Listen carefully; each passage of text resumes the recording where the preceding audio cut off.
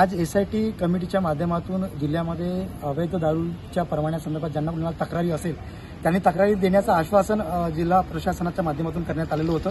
त्या अनुषंगाने आज आम्ही आम आदमी पार्टीच्या वतीने बाबूपेठ परिसरामध्ये जे 3 परवाने मागील वर्षी देण्यात आलेले होते त्या 3 परवाने ते आक्षेपार्ह असून त्यांच्या संदर्भामध्ये आमची आधी तक्रार होती आणि ते तक्रार